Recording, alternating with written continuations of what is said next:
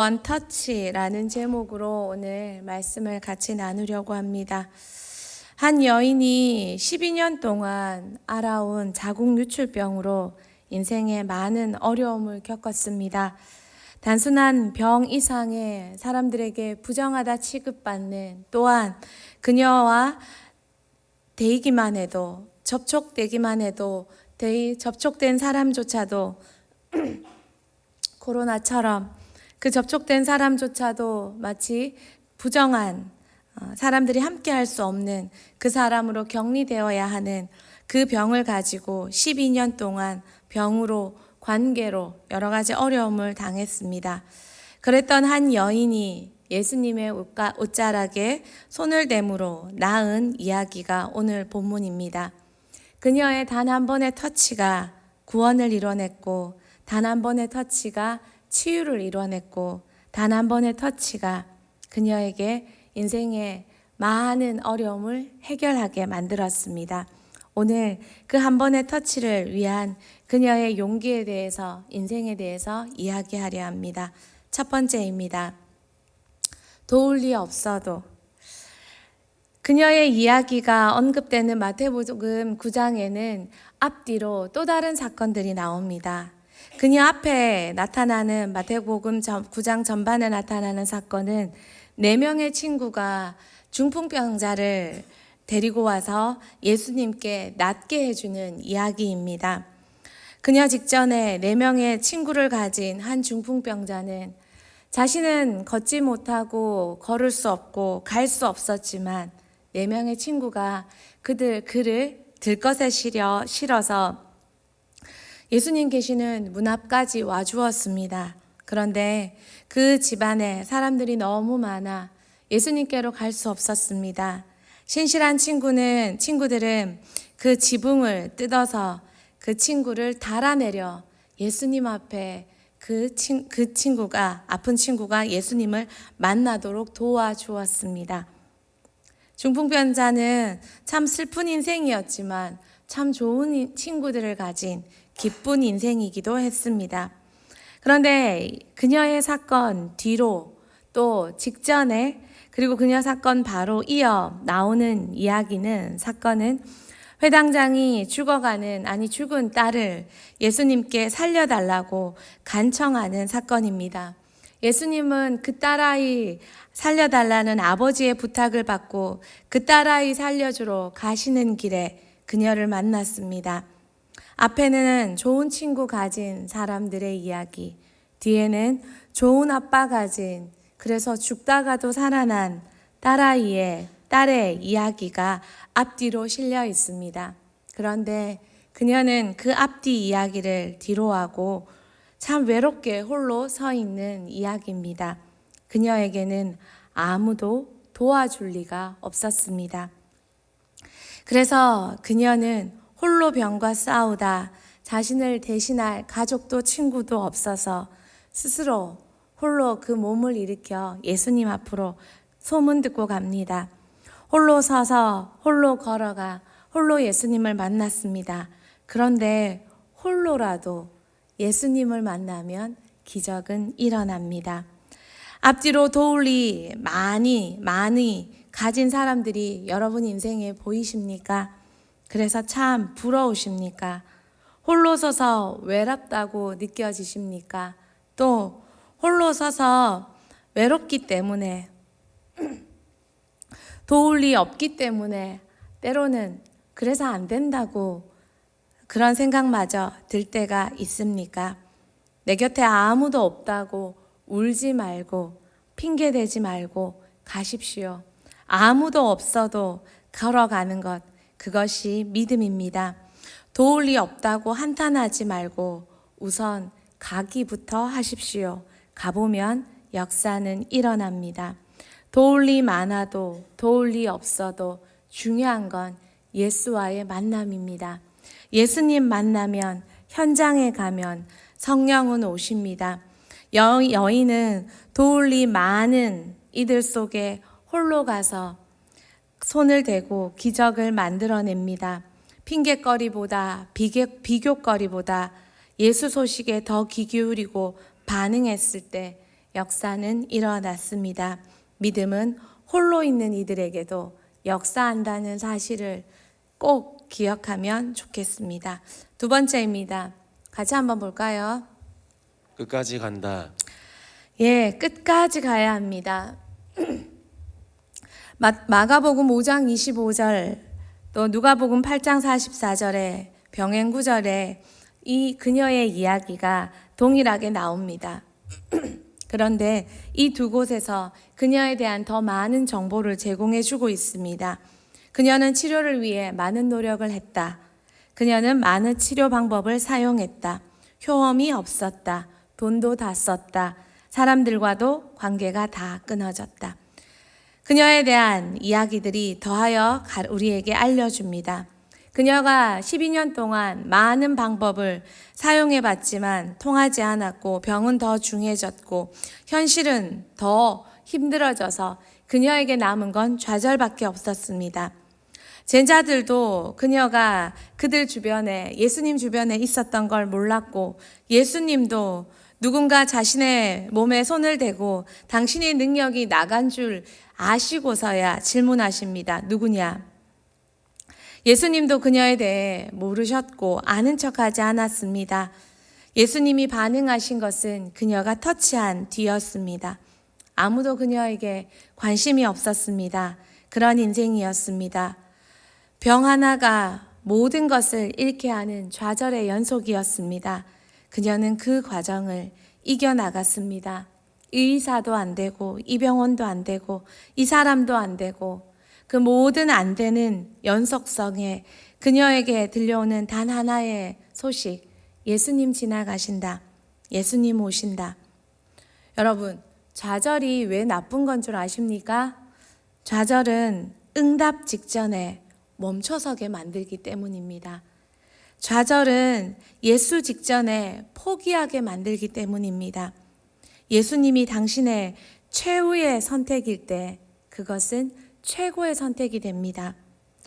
이제까지 아무 일이 일어나지 않았다 하더라도, 안 된다 하더라도 여러분이 지금 예수님 만나러 오신다면, 지금 예수님 찾아 대흥교회까지 오셨다면 그 선택은 최고의 선택이 되어 기적은 반드시 일어납니다. 포기하지 말고 끝까지 예수님 만나는, 예수님 옷자락에 손대는 끝까지 걸어가는 저와 여러분 모두가 되길 축복합니다. 마지막 세 번째입니다. Just one touch. 그녀의 옷자락에 손을 댄 사건은 Just one touch라고 표현하고 계십니다. 정말 단 한 번의 터치, 그것이 놀라운 기적을 만들어냈습니다. 그런데 이 기적은 한 번의 믿음이 가져온 사건이 아닙니다. 성경에 여인이 손을 댄 것은 그녀의 예수님의 옷이 아니라 옷단에 달려있는 술이라고 류모세 목사님은 열린다 성경에서 그렇게 설명해 주십니다. 당시 문화와 풍습을 볼 때 예수님의 옷에 손을 댄 것이 아니라 예수님의 옷 내 귀퉁이에 달려있는 옷술에 그녀는 손을 대었다고 설명합니다. 민수기 15장 37절에서 40절 여러분이 한번 읽어주시겠습니까?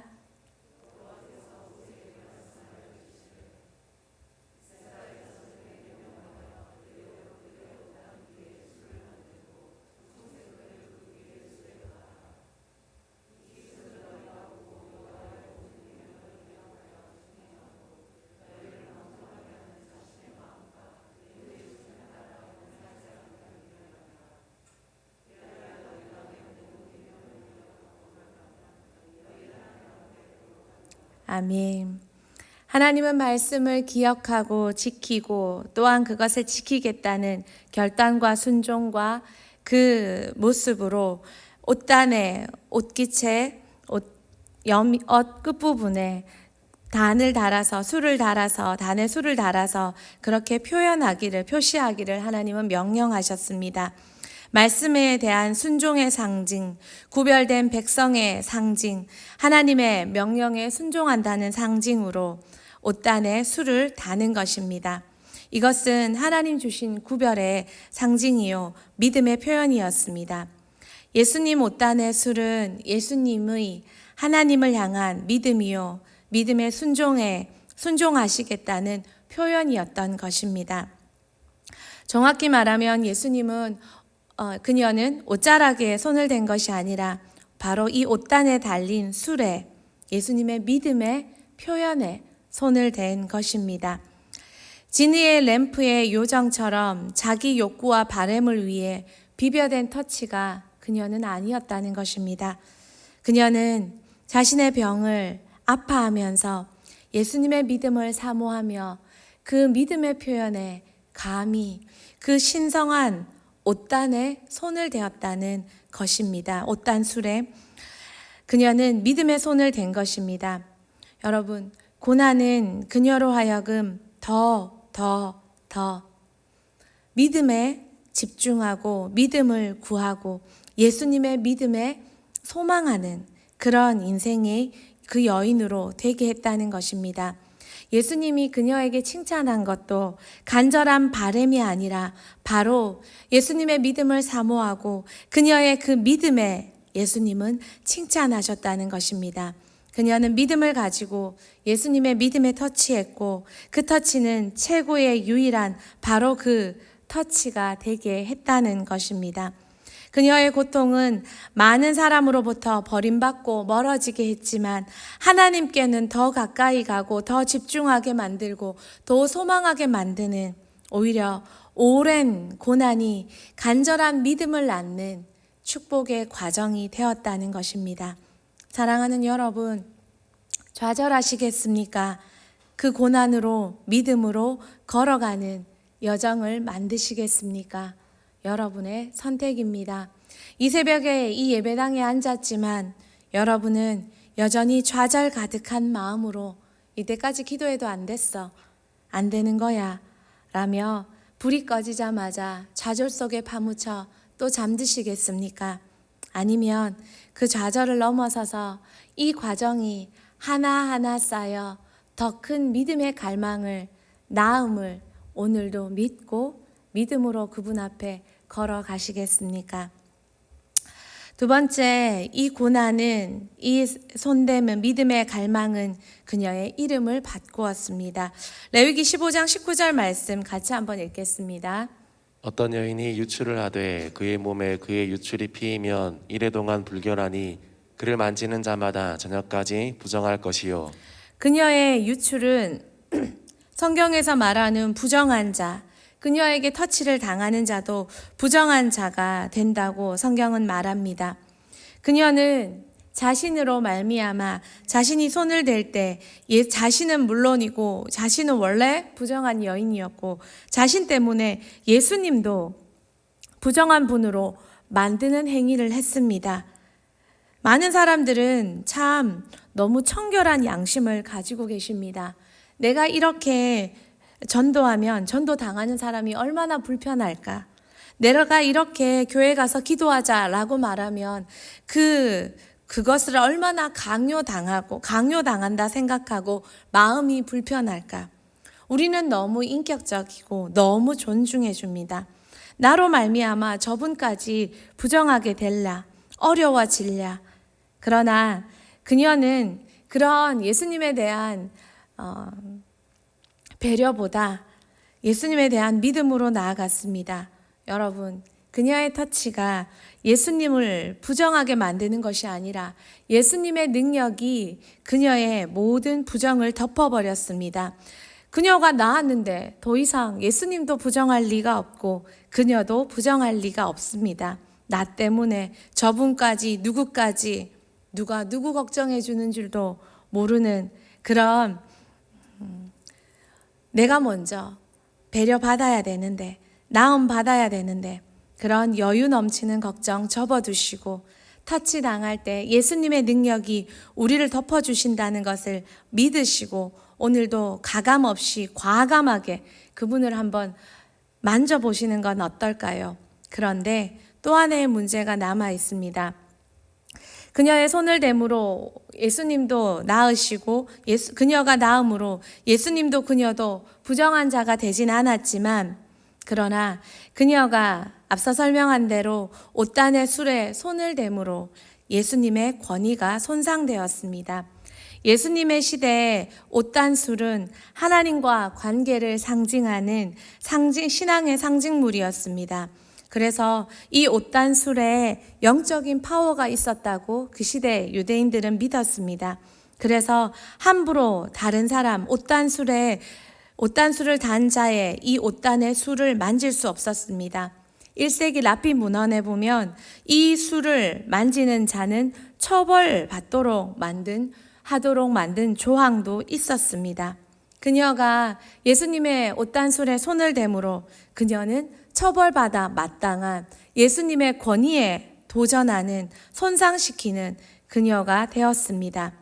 예수님은 부정한 여인이 자신의 옷단 술에 손을 대고 자신의 능력이 나아감을 느꼈습니다. 그리고 물으셨습니다. 누구냐? 아무 말 없이 도망치려던 그녀의 계획은 탈로 났고 자신이 사람들 앞에 예수님의 옷단 술에 손댄 것이 밝혀졌습니다. 그런데 예수님이 그녀에게 이렇게 말씀하십니다. 마가복음 5장 34절입니다. 우리 같이 한번 읽어볼까요? 예수께서 이르시되 딸아 내 믿음이 너를 구원하였으니 평안히 가라 내 병에서 놓여 건강할지어다. 아멘. 예수님은 그녀를 딸이라고 불렀습니다. 딸아. 옷단 술을 만지는 사람은 처벌받아야 된다고 말씀드렸습니다. 그런데 옷단 술을 유일하게 만질 수 있는, 만져도 처벌받지 않는 관계가 있습니다. 그것은 랍비 문헌에 보면 바로 그 자녀였습니다. 예수님은 옷단 술을 만져도 되는 관계, 병이 나음 이상의 축복, 그녀를 딸이라고 불렀습니다. 그녀의 믿음은 병이 낫는 것 이상으로 예수님과 가족이 되었고, 또한 옷단 술을 마음껏 만져도 되는 그런 사이가 되었다는 것입니다. 병이 낫는 것보다 더 큰 축복이 뭡니까? 자녀 되는 권세입니다. 고아원에 찾아와서 아이들에게 선물 한번 주고 돌아서는 발길보다 더 귀한 발걸음은 그 아이를 양자로, 내 자녀로 삼아주는 것 아니겠습니까? 병이 낫는 복은 단 하나의 복으로 끝나지만 자녀가 되는 복은 이제 영원까지 이어지는, 모든 것을 다 요청할 수 있는 그런 관계가 되는 것입니다. 제가 어른인가 봅니다. 이걸 이렇게 생각하면서 이런 비유가 생각났습니다. 병을 낫는 건 쓰고 없어지는 현찰이라면 예수님께 자녀가 되는 권세는 믿고 맡겨주는 신용카드와 같구나 라는 생각이 이렇게 들면서 참 든든했습니다. 예.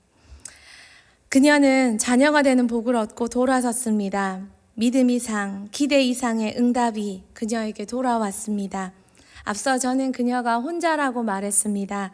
그녀는 홀로 와서 아무도 그녀를 도와줄 리 없어 혼자 병든 몸 이끌고 와서 예수님의 옷에 손대야 하는 그런 외로운 인생이었습니다. 예수님은 그녀에게 딸이라고 불러줬습니다.